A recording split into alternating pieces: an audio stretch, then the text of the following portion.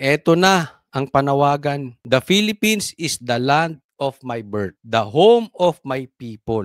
I have spent most of my life in service to my people. I pray for people in our country and entrust the future of the Philippines upon the shoulder of military and law and order. PRRD, September 20, 2025. Let me read that date again. September 20, 2025. Nananawagan na si PRRD. Magkaisa na po tayo mga DDS. Yung ating pagkakaiba, isang tabi na muna natin. Ang importante, yung managot, yung mga magnanakaw. Magkaisa na po tayo mga DDS. Kung pinapasok po tayo ng Trojan horse, mag-isip po tayo mabuti. Huwag na po tayo magpagulo. Magsama-sama na po tayo dahil yung pula nga at dilaw, nagsama na. May alyansang pula, dilaw at saka komunista. Mga makakaliwa, nagsama-sama na. Tayo magsama-sama na rin. Okay? So, as of the moment, ang pupuntahan natin ay Camp Aguinaldo. Diyan po tayo, mga kababayan ko. Nagsakripisyo po si PRRD ng kanyang buhay. Nilinis po ni PRRD ang kalsada sa droga, komunista. Alam po natin yan. Kaya ako saludong-saludo kay PRRD. Even before, may mga post ako sa Facebook, even before siyang maging presidente, even before 2016, hindi pa ako nakakapunta that time sa Davao, pero pinopost ko na sa Facebook ang Davao. Dahil may paninindigan to, nilinis ang Davao. Kaya nung time na tumatakbo siya, sinuportahan agad. Nagsakripisyo yung tao, it's our turn. Kayo namang mga sundalo, nasa sa inyo po yan. Alam nyo naman po ang totoo. Ito panawagan sa sundalo. Hindi ko po ako nananawagan na kayo ay gumawa ng illegal. Gawin nyo lang kung ano ang sinasabi ng konstitusyon sa inyong mga sundalo. Alam nyo naman kung sino talaga magnanakaw. Wag na po tayong magtanga-tangahan dito.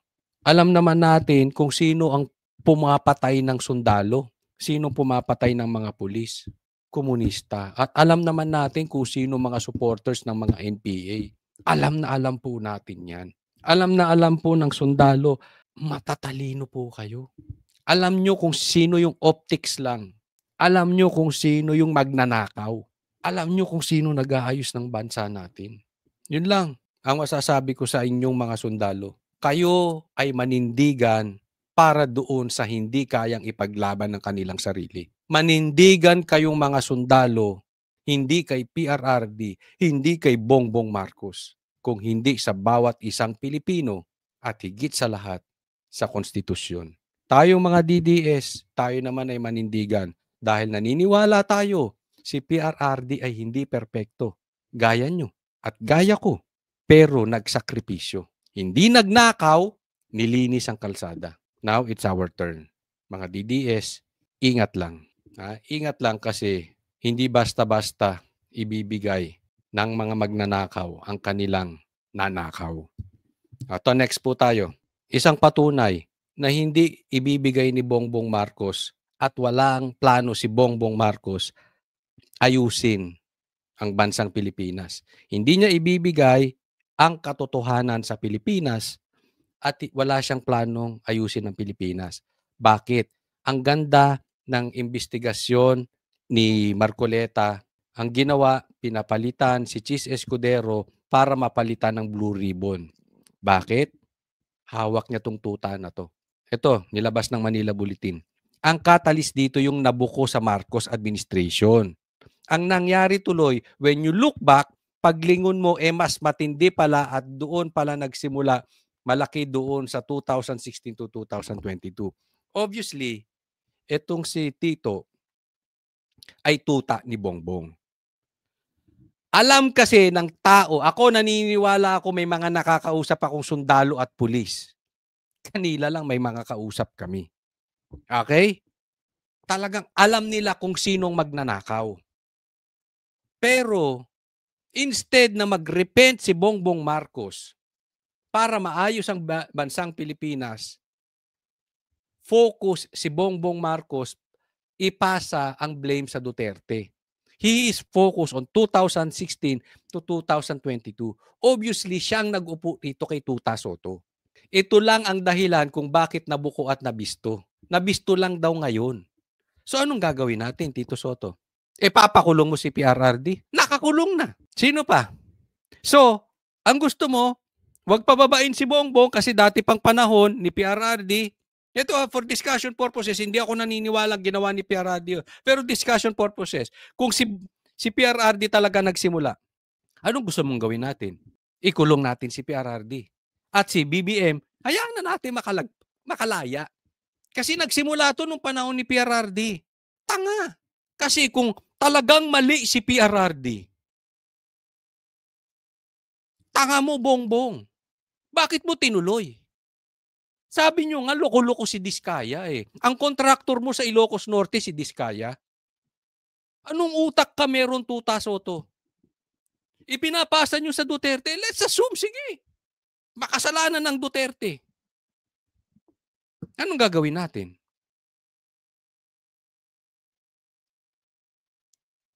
Ibitay si PRRD? Pakawalan si Bongbong?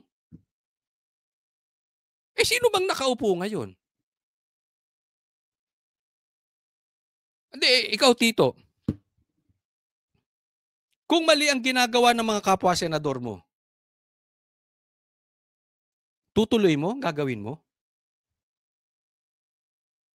Alam nyo na palang mali ang ginagawa ni PRRD, bakit nyo ginawa? Bakit tinuloy pa? For discussion purposes lang ha. Oh. Baka ma-chop-chop tong video na to. Mali ang sabihin. Ang punto ko rito, kahit sa mo tingnan, ang focus mo dapat, Tito, ay ayusin yung kasalukuyan. Alam mo yan eh. Kristiyano ka, di ba? Kaya ako naiinis eh. Alam mo yan eh.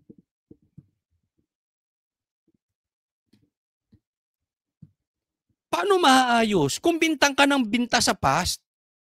Alam mo, di ba, dapat hindi natin ibibintang sa nakaraan yung mali. Ikaw, paano mo aayusin yung sarili mo?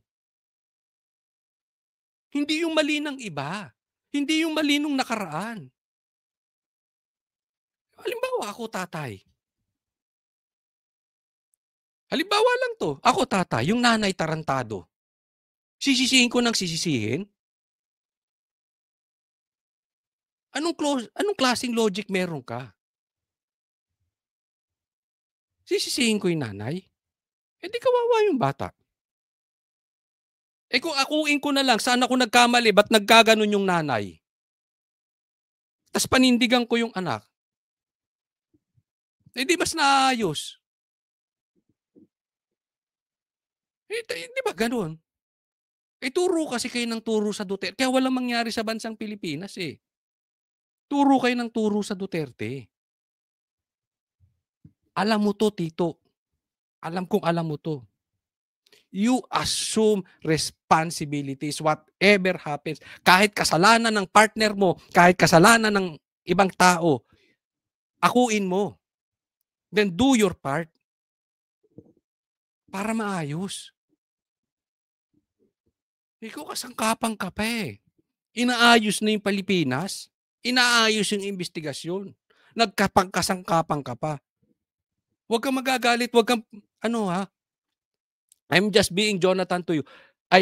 Nathan, huwag kang balat sibuyas. Nagagalit ka kung bakit ka tinatawag na tuta. Look what you're doing. Kaninong kasalanan, bakit kang tinatawag na tuta? Kasalanan ng trolls? Anong klase ka? Next po tayo. Ito po, bigyan natin ng komentaryo itong video ni Aimee. Ito si Aimee pinabababa si Bongbong Marcos. Magandang araw po, Senator Aimee Marcos. Naglagay po kami ng mga protest placards sa inyong harapan na may kaakibat na mga katanungan. Unang tanong, may 3 rally bukas. Saan po kayo pupunta at ba? May 3 rally ito ang pinakaimportanteng tanong, may 3 rally bukas, saan ka pupunta, Amy? Luneta, sa palagay ko karambola yan. Sari-sari yung agenda dyan. Mahirap yata. EDSA. Una, Luneta, sari-sari agenda dyan. May mga komunista pa dyan. Okay, Luneta, negative kay Amy. Shrine. Naku, maliwanag naman kung sino-sino na riyan. Hindi ako welcome. Eto. Alam na natin sa EDSA Shrine kung sino-sino dyan. Dilaw-dilaw yan. Mga, ano mo yan instead na rally for accountability. Ba't may malabas dyan? May accountability. Yang celebration, promotion niya ni Bongbong Marcos. Pag binabanggit ko, bakit yun? Sige, tuloy. Pangatlo. Camp Aguinaldo. Nako, mas maigi. Dyan na lang kaya magkumpune kasama ng mga dating sundalo. Yan. Camp Aguinaldo kasama ang dating mga sundalo. Alam mo ang panawagan sa Camp Aguinaldo? Sigurado yan. May Marcos resign dyan. Diyan po pupunta ang bulto ng DDS. Marcos resign. So pag pumunta ka dyan, ibig sabihin, ikaw ay sang-ayon na bumaba at nananawagan ka na bumaba ang iyong kapatid na si Bongbong Marcos.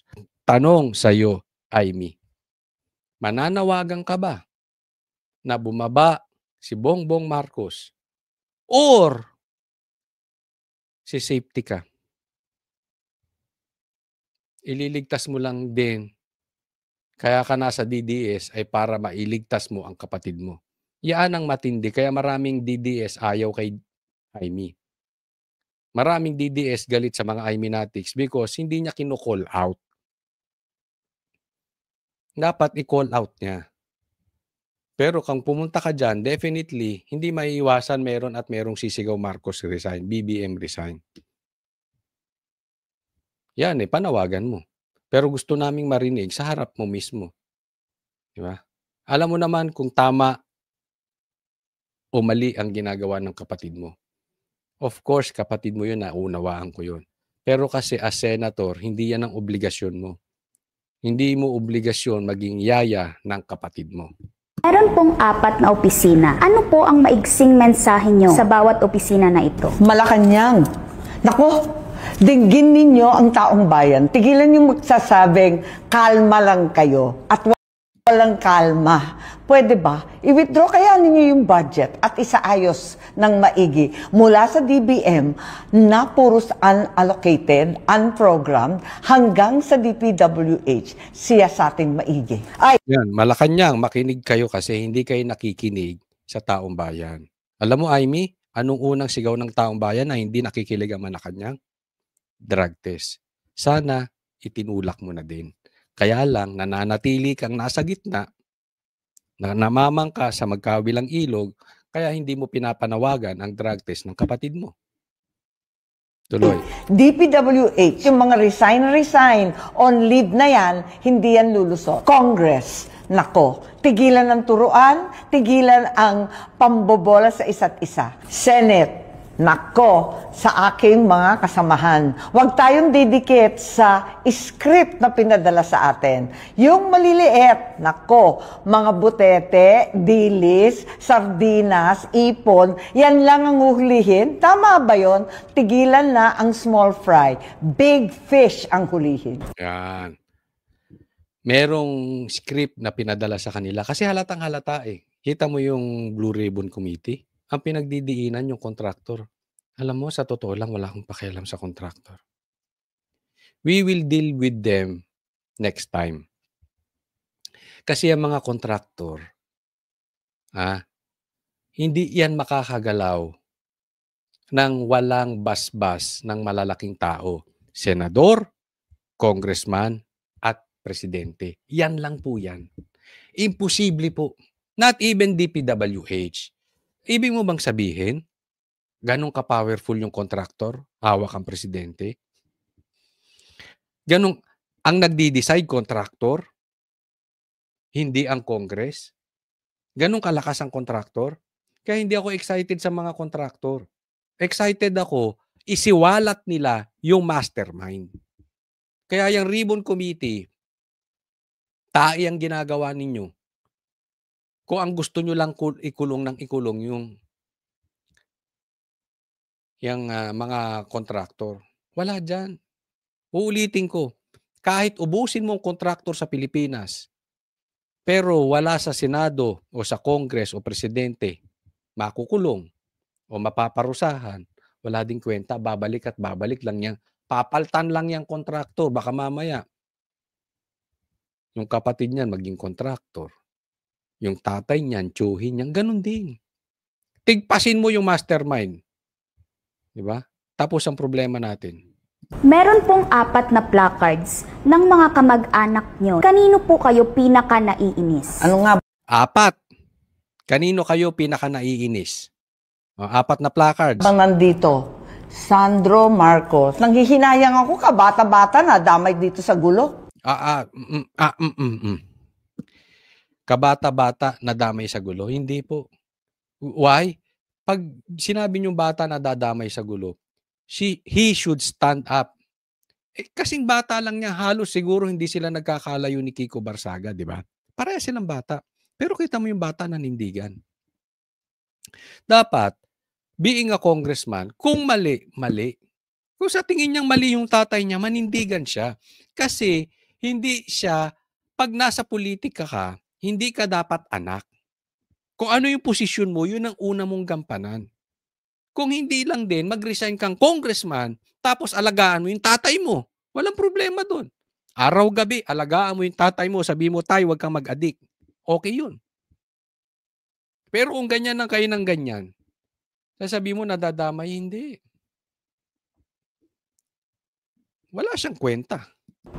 Bongbong Marcos, nalulungkot lang ako kasi 36 years namin inasam-asam ito, pinagtrabaho, pinagdasal. Masayang eh. Ayan. Ito matindi yan. Ito sa pangkalahatan. Pag pinagbigyan ka ng Diyos ng pangalawang pagkakataon, grabe it. Pray for it. Die for it.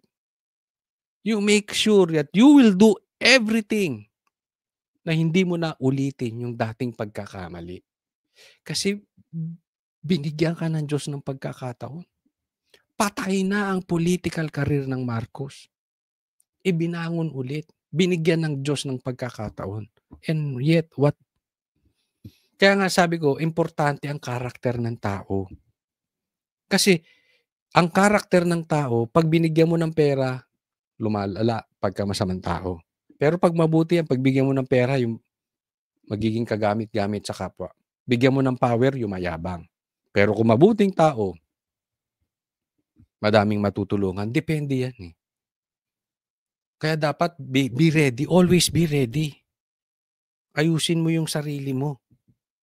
Pag anayos mo yung sarili mo, when opportunity knocks, pag binigyan ka ng second chance ng Panginoon, alam mo gagawin. Ibabalik mo sa Panginoon. Ito hindi eh. Kinuha mo yung yaman. Anong nangyari sa inyo? Ang tagal. Instead na tinanaw mo ng utang na loob sa Duterte, trinaydor mo pa. Delikado to si Bongbong. Martin Romualdez, abay pwedeng sabihin na iinis ako. Nagagalit ako, hindi lang simpleng inis, naggagalaiti pa. Hindi sabihin mo kung ano mga alam mo kay Martin. Di ba? Lisa Marcos, hindi ko naman kamag-anak yan. Hindi ko... Parang sampid ka lang dito. Hindi ka kamag-anak, Lisa. Alam mo kung sino daw, di umanong kamag-anak na ito? Mga Aquino. Ewan ko naman sa'yo, Bongbong. Di ba? Sinusukan yung Dilaw eh. Ngayon nag-jive ang... Kaya ang ganda-ganda nung sinabi ni Yorme Isko nung before nasa isa kami sa mga sorties. Walang totoong away ang pula at dilaw. Hindi pa nananalo si Bongbong Marcos nun.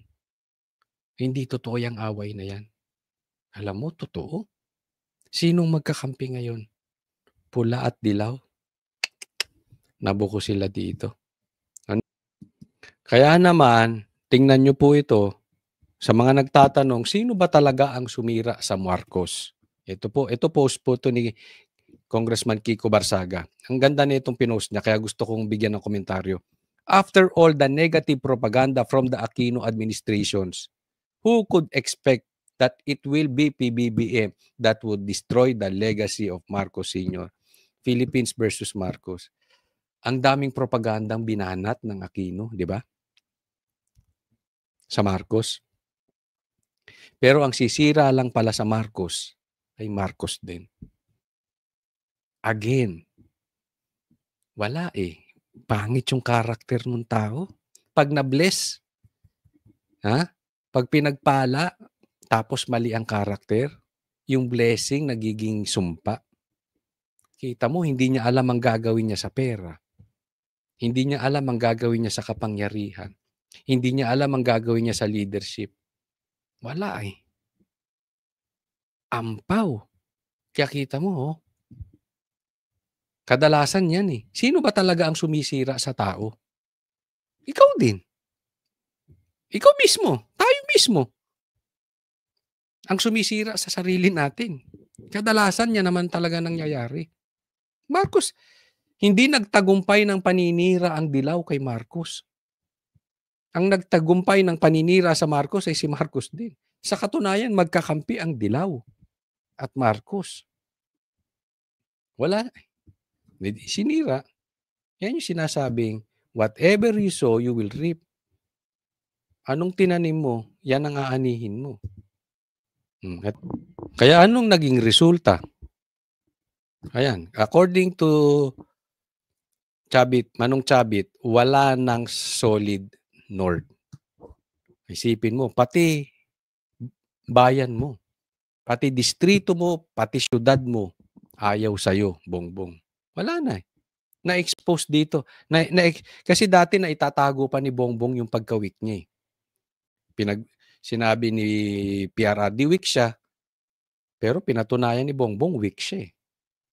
So, lahat nung sinabi ni PRRD, lumalabas, totoo. Pinatunayan niya ngayon. Saan nakakapit? Isipin mo, kaninong kapangyarihan nakakapit si Bongbong? Sa Dilaw? How pathetic is that? Political enemy nyo before, yan ang kinakapitan mo para manatili ka sa pwesto. If not for Dilaw, wala na yan. Tapos na to. Diba? Sino may kagagawan? Marcos, ikaw din eh. Patibayan mo na walan ng tiwala sa iyo. Maraming salamat po at ako po ay lumalapit sa inyo. Tayo manitiling manindigan para sa ating bansa. Alam nyo po, tayo mga DDS kung saan tayo pupunta. Kita-kita po tayo doon, pero mag-iingat lang po kayo. Dahil papasukan po tayo ng mga nasa bundok, bababa po. Ingat lang po. Ingat lang po. Huwag pong kalimutan, i-like po itong video na ito and sana mag-subscribe. Sa mga DDS, let's pray. Panalangin natin because in the end, Diyos pa rin ang hari. So kung ano man mangyari, mamaya, hawak pa rin ng Diyos ang sitwasyon. So, let's keep on praying. Pagdasal lang natin na manatili ang kapayapaan sa ating bansa. Isigaw lang natin ang ating hinaing nang hindi tayo lumalabag sa batas. Sundin po natin ang batas, ituloy po ang ating sigaw. Aiza, kamusta ang sitwasyon dyan? Pasok! George, sa ngayon, wala pa tayo nakikitang kahit na anong preparasyon doon sa Luneta, At kanina, nag-ikot din tayo, nagpunta tayo sa iba't ibang rally sites dito sa Maynila. Sa Liwasang Bonifacio, wala pa tayong nakitang kahit na anong preparasyon para sa protesta bukas. At ayon din sa presinto na katabi nito, wala pa silang impormasyon kung may mangyayari bang preparasyon ngayong gabi. Mga panawagang may ibang agenda, yan ang pangamba ng mga grupong akbayan at bayan. Pagka nakikita ko yung mga akbayan, bayan, makabayan, ba't di nyo aminin? Ako yung nagtatanong lang, komunista ba kayo? Tanong lang. Kayo ba ay kinukundinan nyo o kinukonsinti nyo ang NPA? Nagtatanong lang. Ha? Kasi itong mga 'to, hindi naghahanap ng accountability. Ito pangamba nila. Sa gaganaping trillion peso march bukas, na layong kondenahin ang maugong na usapin sa korupsyon sa bansa. Anila, bukas naman sa lahat ang protesta, ngunit maging mapagmatsyag sa mga Duterte support. Ba't ang hilig nyo ilagay yung party list nyo? Kaya duda ako pagka may mga flag na ganyan, kung sino-sino. Alam mo, datingan sa akin, ha? Datingan lang. Komunista. Rebelde. NPA. Dating sa akin, ha? Kaya ayoko na may mga placard na ipagano. Ano ba pinaglalaban natin? Yung party list nyo?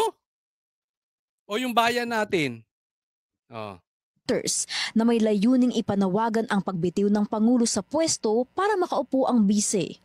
Pag dumating na tayo sa point na mananawagan tayo ng resignation ni President Marcos, ang mamamayan hindi papayag na iluluklok mo kapalit.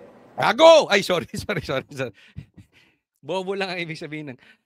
Tingnan mo.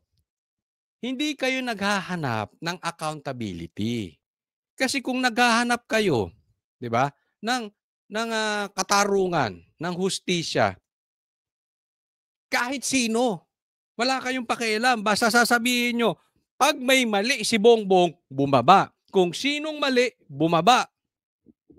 Ang problema sa mga ito, hindi kayo naghahanap ng katotohanan. Kasi ayaw nilang bumaba si Bongbong. Di ba kinain nila yung suka nila? Ayaw nilang bumaba si Bongbong dahil uupo si BP Sara. Kaya yung mga yan, fake news.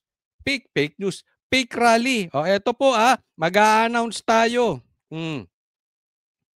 Saglit. Saang rally ba ang pwedeng pupuntahan? Okay, suggestion to, Liwasang Bonifacio at Camp Aguinaldo. Kasi yung iba, kaduda-duda. Okay? Saan ka naman nakakita ng mananawagan ka na managot kayo sa baha, pero wag kang bababa, Bongbong? Di sinong pinanser nyo? Sinong pinanser niyang concert nyo dyan? Di si Bongbong. Niloloko nyo taong bayan eh.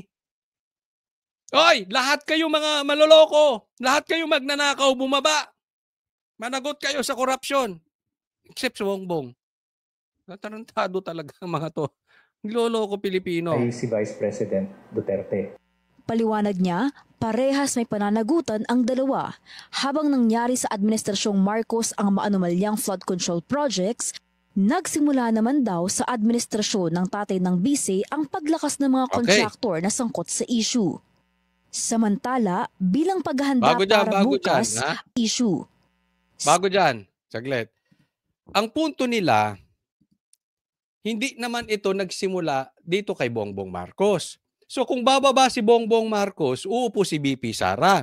Meron ding daw kinalaman si PRRD. Okay?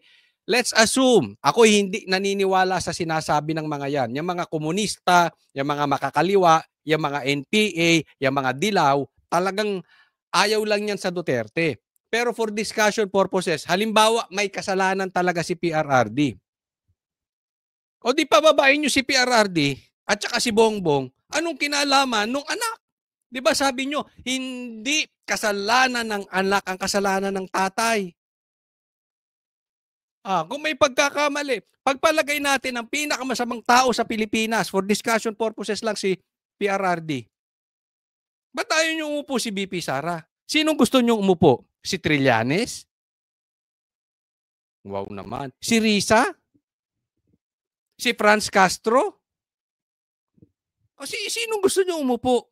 Dilaw? Di ba? Ang problema sa inyo talaga, alam nyo, marami kayong kagaguhang ginawa.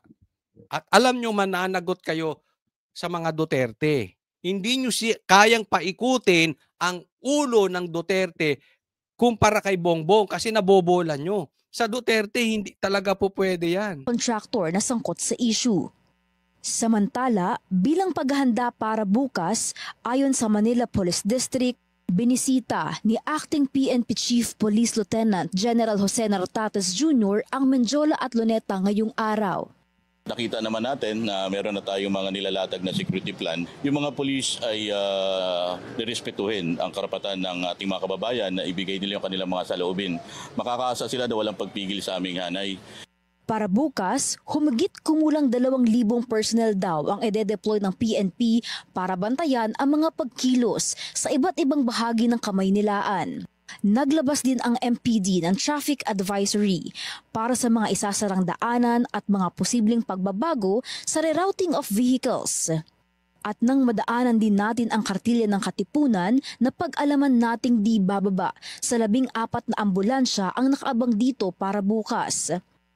Sa Quezon City, wala pa ring malakihang paghahanda, bagaman on full alert na ang mga pulis para sa inaasahang malaking pagtitipon. Ito ang paghahanda. Papakita ko na sa inyo. Alam nyo kung saan sila naghahanda? Basahin ko lang itong sinabi ni Lorraine Badoy. Lorraine Badoy sa Facebook niya to ha. O, siya po may sabi, si Doc Lorraine. Bakit may mga Amerikanong sundalo sa loob ng Camp Aguinaldo? Go home, Joe. Your white asses are not welcome here. Ang Pilipinas ay para sa Pilipino. Layas. Ulitin ko. Bakit may mga Amerikanong sundalo sa loob ng Camp Aguinaldo? Aalisin ko lang po kasi bago ko i-discuss para hindi tayo i-flag ni YouTube. Okay. Eto yan. Yung flip-top na rally na yan, yung sa Luneta, talagang papasukin yan. Karamihan ng mga rally po, bukod sa Liwasan at saka dyan sa Camp Aguinaldo, karamihan papasukin ng mga NPA komunista. Be very careful. Kasi nga, ang pinanser niyan, sila din. Gobyerno din yan. Kasi kinakampihan yan si Bongbong. Okay? Pag mag-aalangan si Bongbong, ito po ang nadinig namin. Kung magdedelikado at talagang lalaki ang rally, may manggugulo mga komunista. Tapos, posibleng magkaroon ng martial law. Kaya po, ingat bukas. Pag kayo nasa rally, focus sa paligid ninyo. At may babantayan itong Camp Aguinaldo at Liwasan. Kasi diyan po pupunta ang mga DDS. Okay? Ngayon, kaya meron ng di umanong kano. Tanong, Bongbong, totoo ba to? Kasi kung hindi totoo to, sasabihin namin kay Doc Lorraine, fake news ka. Sinungaling ka. Pero kung totoo to, Bongbong Marcos, huwag mong ibenta ang soberanya ng Pilipinas sa mga kano. Ang Pilipino ay para sa Pilipino. Hindi mo dapat pinamimigay ang soberanya, ang hustisya, ang karapatan ng Pilipino sa kung anumang lahi. Dapat nga pinagtatanggol mo ang karapatan ng Pilipino. Bakit nandiyan? Kung totoo mang nandiyan yung mga kanuna yan. Anong klase kang presidente? Mahiya ka naman sa balat mo. Buti kung yan ay dadaling ka sa Hawaii. Pero nakakaasar, di ba? Sino na ba ang presidente natin? Si Trump o ikaw? Sino na ba ang sundalo natin? Pilipino o Amerikano? Isusuko na ba natin talaga ang karapatan ng mga Pilipino? Magiging tuta tayo ng mga kano? Bongbong, sagutin mo ito. Dahil as far as I know, hindi magsisinungaling si Doc Lorraine. At ang intel niyan, sharp. Kasi meron kami mga pinag-usapan before. Even yung siege, alam na namin before. Pag pinag-uusapan nga, parang hindi makatotohanan yung pinasok yung kay OJC. Kasi sabi ko, ganyan baka bobo yan si Torre? Papasok 5,000 para hahanapin isang tao? Ganyan baka bobo? Parang yung nadidinig ko, ang hirap paniwalaan. Pero nangyayari.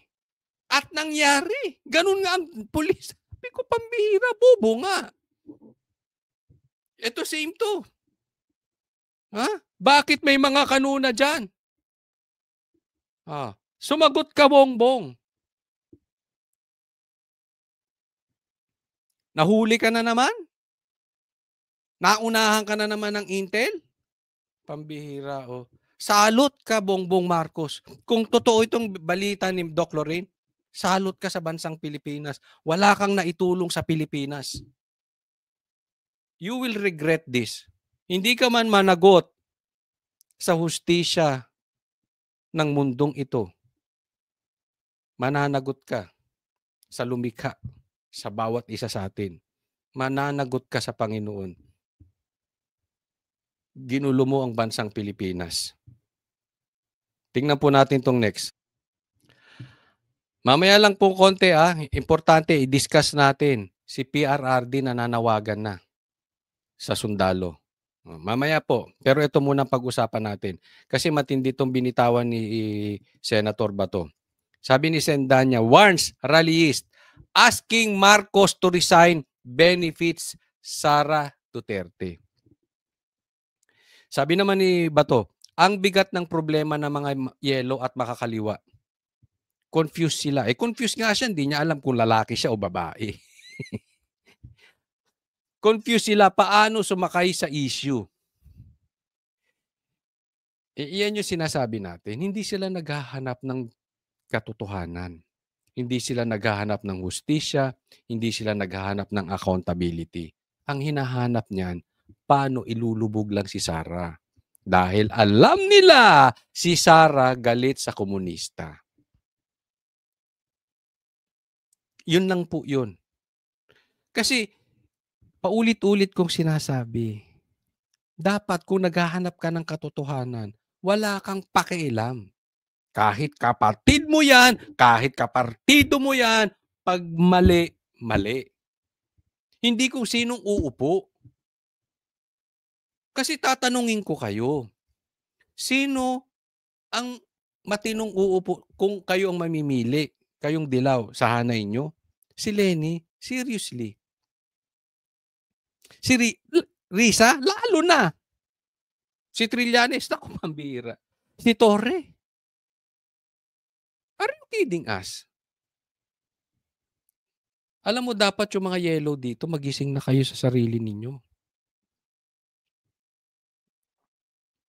Tanong ko sa inyo mga yellow.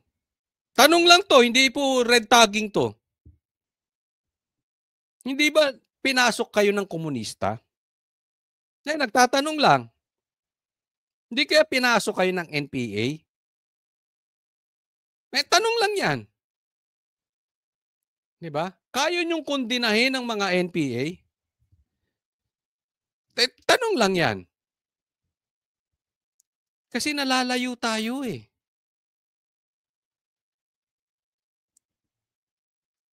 Kaya nabababo yung investigasyon.